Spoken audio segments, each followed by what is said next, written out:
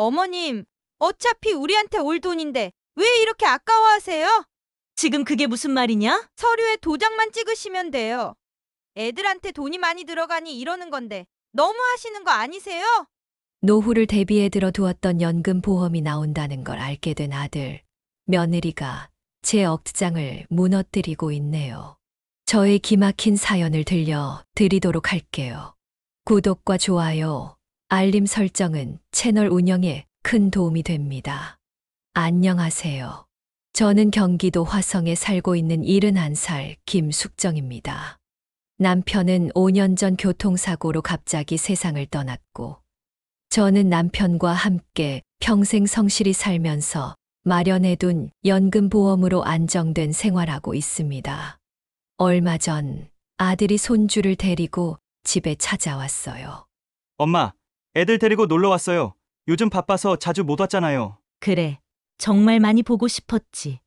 우리 손주 정말 많이 컸어. 밥은 먹었어? 아들, 손주와 오랜만에 오붓하게 저녁도 먹고 손주 재롱도 보고 즐거운 시간을 보냈지요. 집에 돌아갈 시간이 되어가니 아들이 어렵게 입을 열었습니다. 엄마, 사실은 부탁드릴 게 있어요. 부탁. 무슨 일이야? 말해봐. 아들은 망설이다 말을 꺼냈어요. 엄마, 사실 제가 요즘 하는 일이 조금 힘들어요. 월세 내기도 빠듯한 상황이에요. 생활도 해야 하는데 혹시 엄마 연금 보험 해지해서 좀 도와주시면 안 되실까요? 진짜 살기가 막막해서 그래요. 순간 가슴이 무너지는 듯 했습니다.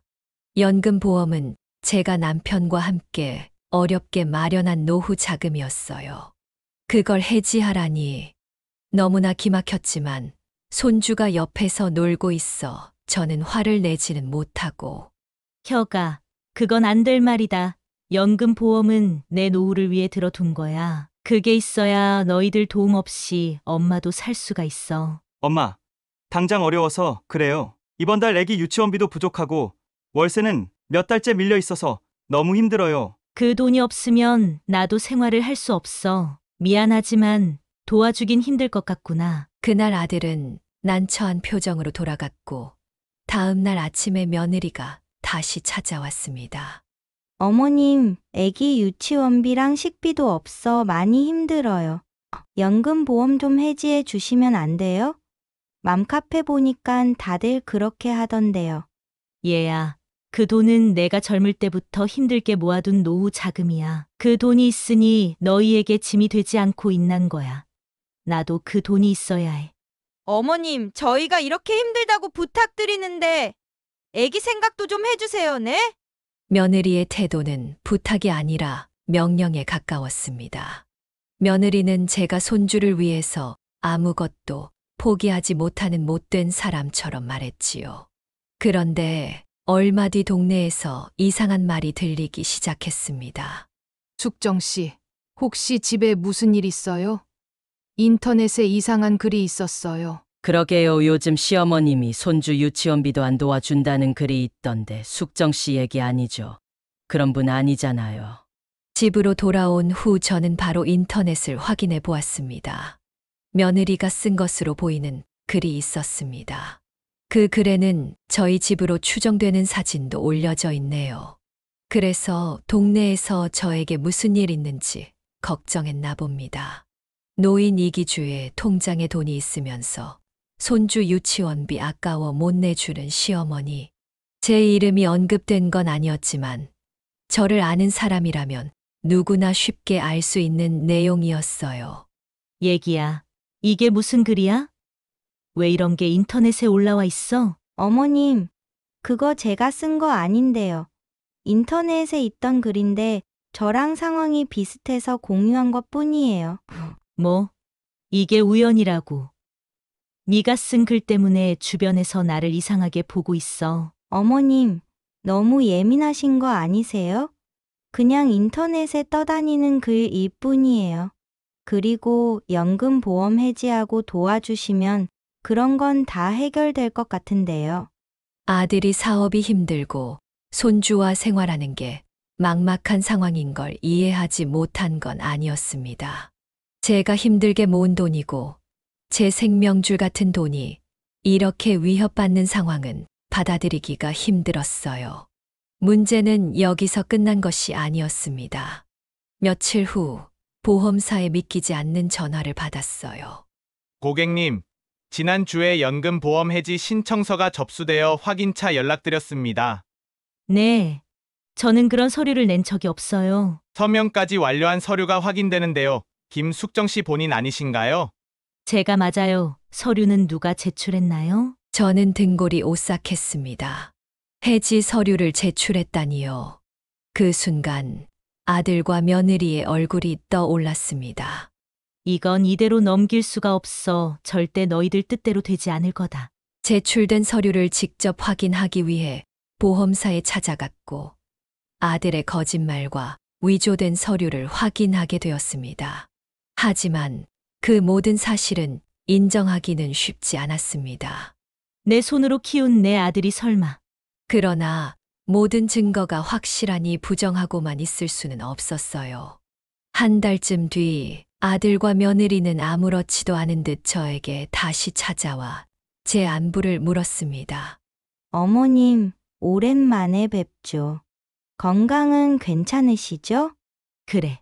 나는 좋아. 애기는 같이 안 왔니? 네. 오늘은 집에 있어요. 엄마, 아직 연금보험 해결 안 되신 거죠? 도장만 찍으면 바로 정리될 것 같아요. 저는 그 말을 듣는 순간 온몸이 떨렸습니다. 혀가, 내가 너한테 연금 보험 해지한다고 말한 적이 있었니? 그런데 보험사에는 이미 서류가 접수되어 있더구나. 그거는 저희가 좀 도와드리려고 한 거죠. 엄마가 동의하셨다고 해서. 아니, 내 허락 없이 작성한 서류였어. 아들은 제 눈을 피하기 바빴고 며느리는 답답한 듯 저를 보고 있었습니다. 어머님, 너무 예민하게 반응하지 않으셔도 돼요. 어차피 애기 교육비로 들어갈 건데. 저희가 일부러 그런 것도 아니고요. 가족끼리 이러시는 게 어디 있어요. 뭐, 가족끼리? 가족이면 더 이런 짓 하면 안 되는 거 아니냐? 며느리는 한숨을 쉬더니 얼음장 같은 얼굴로 말했습니다. 어머님, 인터넷에 올라간 글 보셨죠? 그거 제가 쓴 거 맞아요. 어머님이 어떤 분인지 사람들 다 알아버렸다고요. 손주 교육비도 주기 싫어하는 매정한 시어머님 되기 싫으면 도장 찍으시면 돼요. 그때 저는 정확히 알게 되었습니다. 아들과 며느리가 지금까지 제 걱정을 하는 척했지만 제 재산을 노리고 있다는 것을 말이지요. 다음 날 저는 보험사에 다시 찾아갔습니다. 직원은 난처한 듯 서류를 보여주며 말했어요. 고객님, 서명하신 해지 신청서인데 확인해 주세요. 아니, 이건 제 글씨가 아니에요. 네, 신분증 사본도 제출돼 있는데 누가 이렇게 했을까요? 어머님이 작성하신 걸로 접수가 되어 있어요. 서류를 확인하는 순간 저는 손에 힘이 풀려 버렸습니다. 제가 한 서명이 아닌데 너무나 정교하게 위조되어 있었어요. 내 아들이 진짜 이런 짓까지 했단 말이야? 엄마인 나한테. 집으로 돌아와 인터넷을 확인하니 새로운 글이 올라와 있었어요. 자기 노후 자금만 귀하게 여기는 매정한 부모, 손주 사랑은 어디 있는지 라는 글에 댓글에는 비난이 폭주하고 있었습니다. 요즘 어른들 너무 이기적이네. 손주한테 쓰는 돈도 아까워하다니. 너무하다 진짜. 부모 자격도 없다. 분명 며느리였습니다. 내가 뭘 그렇게 잘못했나요? 평생 아끼고 열심히 살아 지금까지 왔는데 내 아들까지 어떻게 이럴 수 있는지. 저는 일주일을 잠도 제대로 자지 못해 몸이 망가지고 있었습니다. 집을 나갈 때마다 좋지 않은 시선에 힘들기도 했어요. 그래서 저는 결심했습니다. 이대로 당하고만 있어서는 안 돼. 사람들에게 진실을 알려야 해. 처음으로 저는 증거를 모으기 시작했습니다. 보험사에서 받은 위조된 서류와 인터넷에 올라온 글을 캡처해 두었습니다. 아들과 며느리와의 문자 메시지를 준비하고 변호사 사무실을 찾아갔습니다. 변호사는 서류를 살펴보다 깜짝 놀랐습니다. 이건 명백한 사문서 위조예요. 고소하셔야 합니다. 그런데 아들인데 그렇게까지 해야 하나요? 저는 그냥 제 생각을 정확히 전달하고 인터넷에 글만 내리게 하고 싶거든요. 어머님, 가족이라도 이건 범죄예요. 아드님 내외가 어머님 재산을 노리고 있는 게 분명해요. 그 말을 듣는 순간 제 가슴을 누가 한 대 치는 것 같은 고통이 느껴졌습니다. 이대로는 안 돼. 라는 생각으로 결심을 굳혔습니다. 제 인생과 제 삶을 지키기 위한 싸움을 시작하기로 했어요.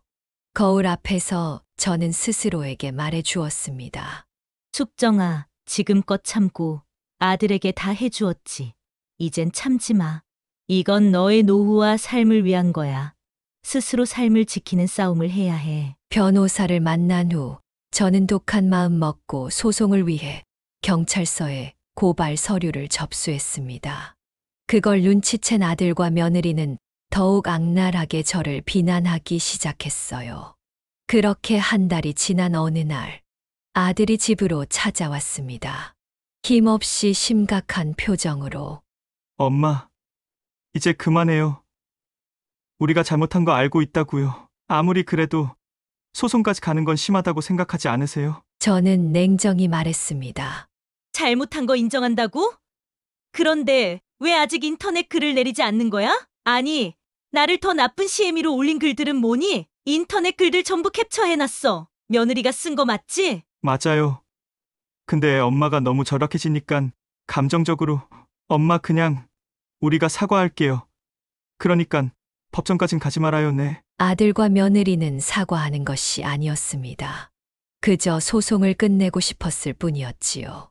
그리고 다음 날 며느리를 더 충격적인 일을 벌이고 말았습니다.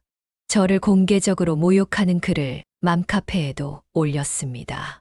평생 모은 돈만 지키려 자식에게 소송까지 건 시어머니. 손주가 받을 상처는 생각도 안 하다. 글에는 제 얼굴도 흐릿하게 편집된 사진까지 올려져 있었어요. 함께 아이를 키우는 입장의 애기 엄마들은 더 적나라하게 비난을 쏟아냈습니다. 요즘 노인들 진짜 너무해. 손주 교육보다 자기 밥이 더 중요한 건가? 그냥 연을 끊으세요. 왜 시어머니라 부르고 있어요? 저는 참을 수 없어 아들에게 전화를 했습니다.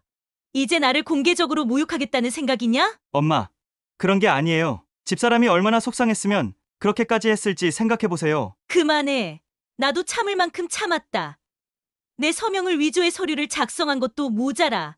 나를 인터넷에서 수치심을 줬어. 이건 가족이 할 짓이냐? 엄마 제발 이제 연금 해지하고 그냥 조용히 좀 넘어가요? 절대 그렇게는 안 될 거다. 너희가 잘못한 걸 밝히고 소송도 끝까지 갈 거다. 그동안 참고만 있었던 감정이 아들과의 통화로 폭발하고 말았습니다.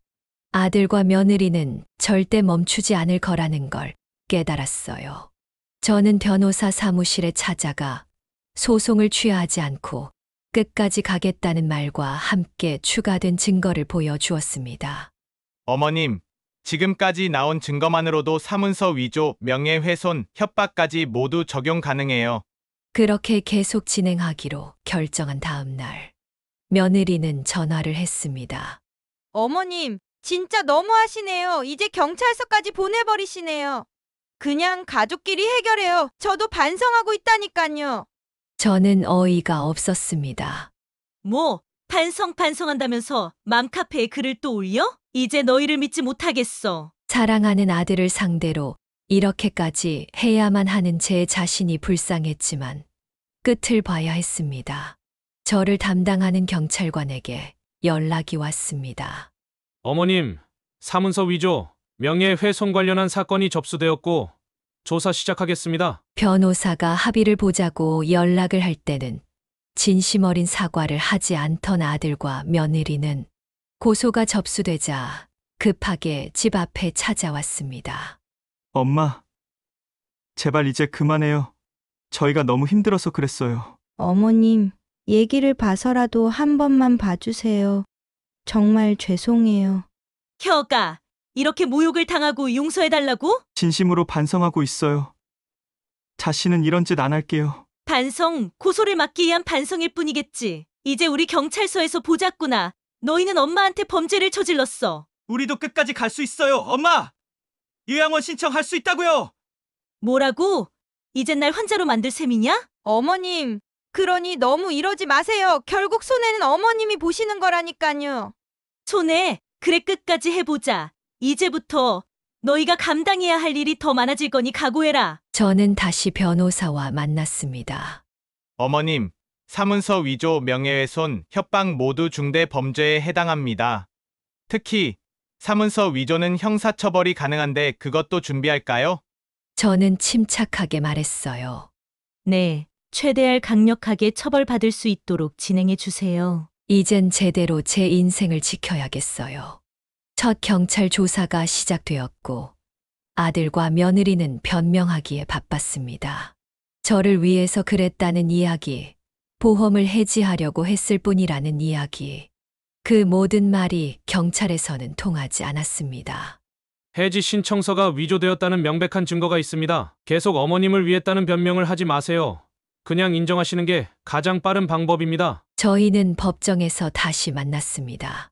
법정에서는 더 황당한 일이 벌어졌어요. 며느리가 눈물을 흘리며 저는 남편 부탁을 받고 글을 올렸을 뿐이에요. 남편이 시킨 거라고요. 아들은 어이없다는 듯 소리쳤습니다. 뭐? 그걸 왜 여기서 이야기해? 조용히 하라고! 저는 두 사람이 싸우는 걸 지켜보고만 있었지요. 둘의 싸움과 상관없이 재판은 계속 진행되었고 결국 판결까지 나왔습니다. 사문서 위조, 명예훼손으로 아들은 징역 1년 6개월, 집행유예 3년, 벌금 500만 원, 며느리는 벌금 300만 원, 게시물 삭제 명령, 그리고 저에 대한 정신적 피해 보상 1,000만 원. 저는 안도의 한숨을 쉬었습니다. 이제 끝이 났고 정의는 승리했습니다. 저는 제 삶을 지킬 수 있게 되었어요. 그 후 손주가 저를 보고 싶다고 하면 아이를 데리고 아들 부부가 옵니다. 아직도 서먹서먹하지만 손주는 할머니, 저희 또 놀러 와도 되는 거죠? 그럼 우리 얘기는 언제든 환영이야. 이제 저는 더 이상 약한 노인이 아닙니다. 제 삶을 제 스스로 지키고 있으니까요. 가족이라 해도 잘못된 것을 눈감아 주는 것은 옳지 않겠죠. 지금까지 제 이야기를 들어주셔서 감사합니다.